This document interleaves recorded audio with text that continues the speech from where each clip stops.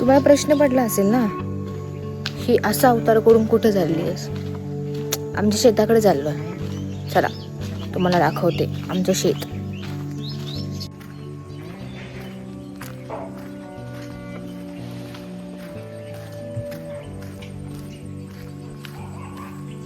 समोर बघा मम्मी दिसतीये.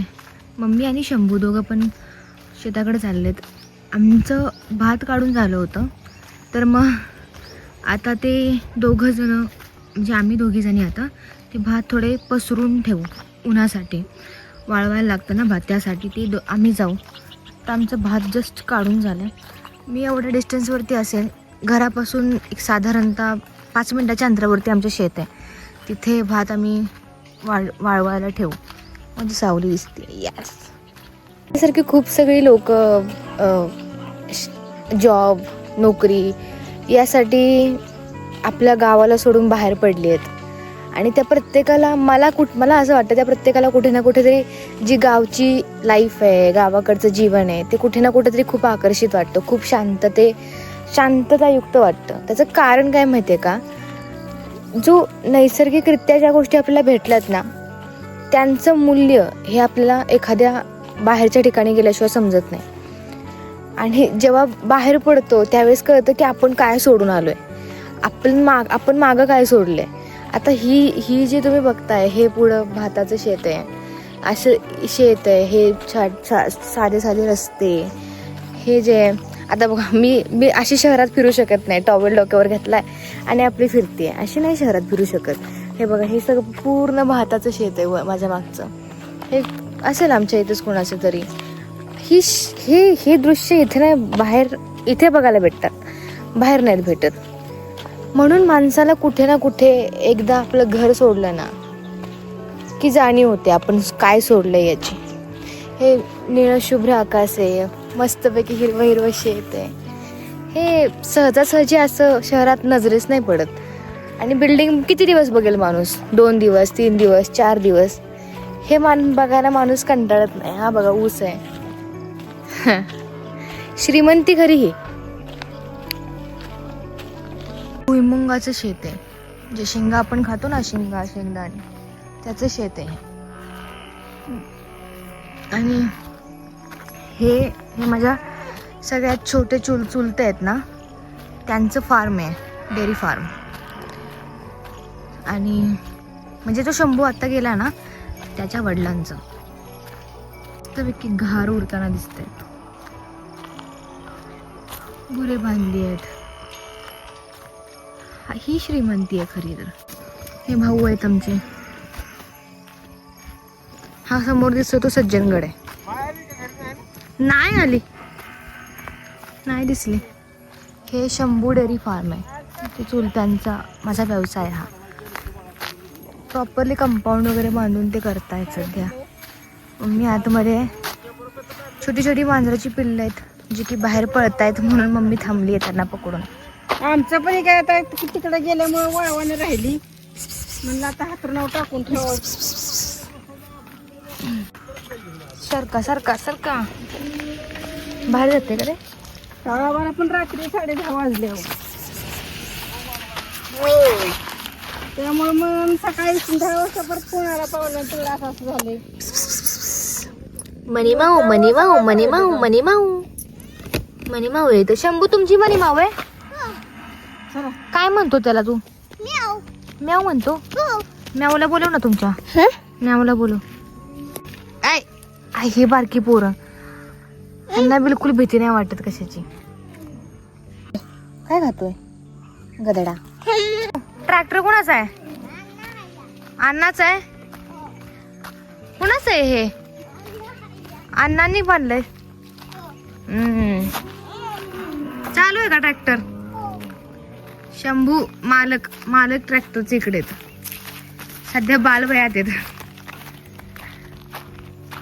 ही लाईफ यांच्यासाठी गोल्डन पिरियड आहे मला असं वाटतं. हा डेअरी फार्म आहे.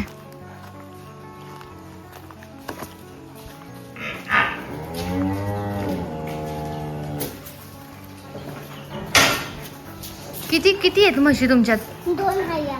2 म्हशी आहेत. आणि ही काय? ही बाळ कुठे आहे? आहे का? म्हशी, कोंबड्या, त्यानंतर बकरी. कितीची संपत्ती असेल ही? काय वाटतं तुम्हाला?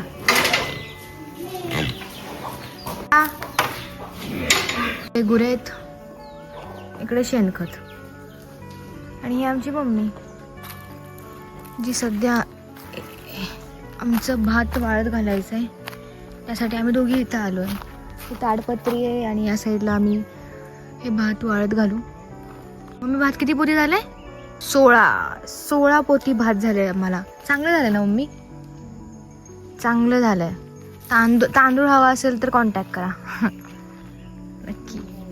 इंद्रायणी तांदूळ हवा असेल तर नक्की कॉन्टॅक्ट करा माझ्या. शंभू इकडे या. नाही, शंभू नॉट इंटरेस्टेड आहे येण्यात. त्या कोंबड्या आहेत.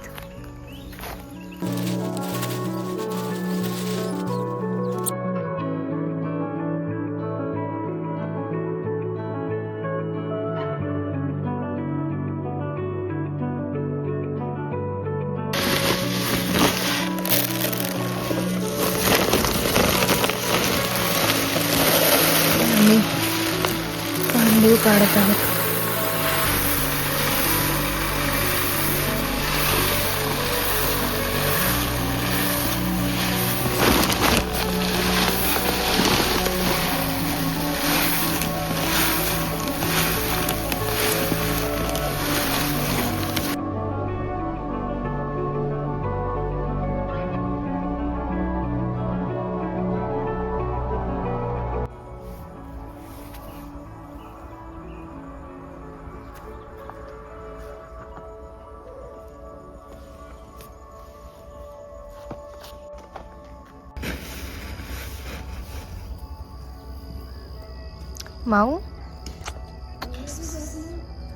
माऊ बघ कशी करते.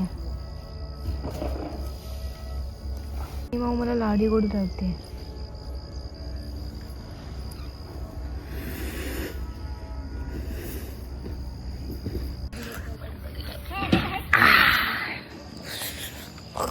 बघ मनी माऊ गोल गोल करते. शंभू हा बघ मनीला आणले.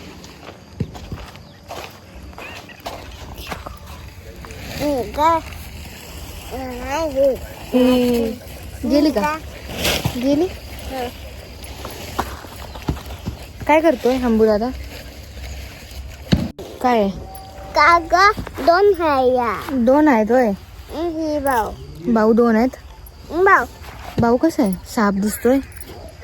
शंभूला काय दिला अण्णांनी? शेंबुडाला. इथं वाळवण सगळं झाकून ठेवलंय. मम्मी पोती राहिलेली बांधतीये. ती पोती आता वाळवायची राहिलेत. ती उद्या सकाळी थोडी मोकळी जागा झाली की वाळवायची.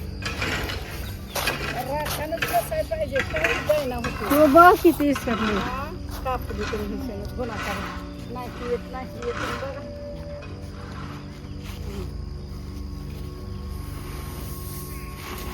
फिनिशिंग टच मम्मी देते. आता सगळं सामान उचलून ठेवते.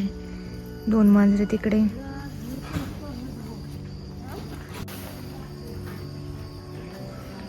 चल तर फोटो काढते. थांब फोटो काढते. काय इथं काय करतोय? काय चाललंय? आता व्हिडिओ काढलाय मी.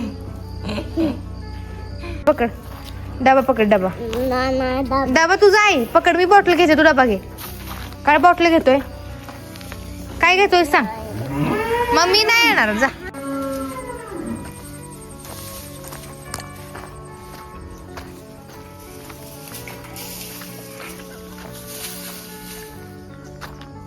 गावाकडची संध्याकाळ.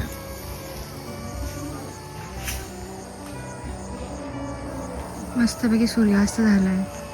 पवन चिक्क्या दिसत आहेत. साठी आलो होतो, ते काम झालंय. आणि पण सगळं भात सगळं नाही झालं. 17 पोती होती, त्यातली फक्त मला वाटतं 9 का 10 पोती आपण पसरू शकलो, कारण की आपल्याकडे ताडपत्री अवेलेबल नव्हती. मग जेवढी होती त्यावरती आपण पसरलं, बाकीचं झाकून ठेवलं, पसरलेलं सुद्धा झाकून ठेवलं. आणि आता मम्मी राहिलेल्या आजीला मदत करते आणि मम्मी येईल वापस. तोवर मग आपण घरी जाऊ, चहा पिऊ, चहा करू, मम्मी आल्यानंतर चहा पिऊ.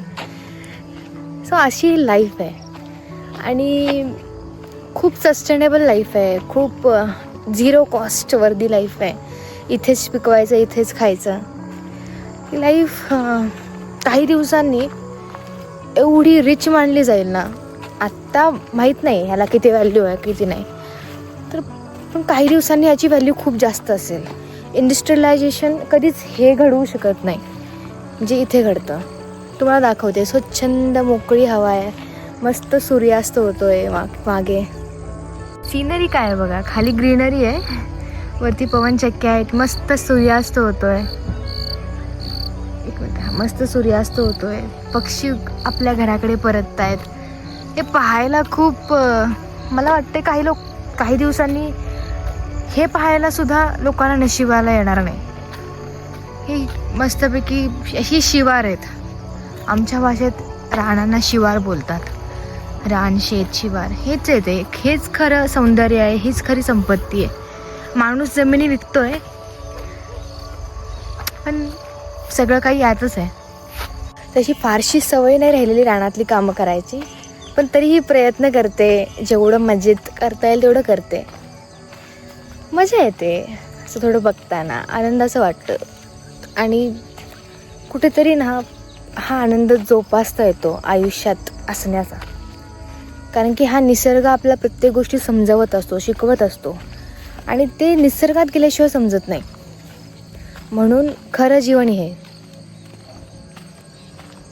छोटासा प्रयत्न होता तुम्हाला आमच्या गावाकडची लाईफ दाखवण्यासाठीचा. माझं गाव सज्जनगडच्या पायथ्याला बसलेलं आहे, अरेदरे गाव आहे माझं. गावाकडची लाईफ दाखवण्याचा एक छोटासा प्रयत्न होता. जर तुम्हाला आवडला असेल तर नक्की सबस्क्राईब करा, जेणेकरून तुम्हाला मी अजून व्हिडिओज थ्रू माझी लाईफ, गावाकडची लाईफ, माकडे, हे बघा ह्या झाडावरती माकडे बसले आहेत. आणि आता मला भीती वाटते की त्यांनी कदाचित माझा फोन पळवला तर, कारण की ते खाली आले मला बघून.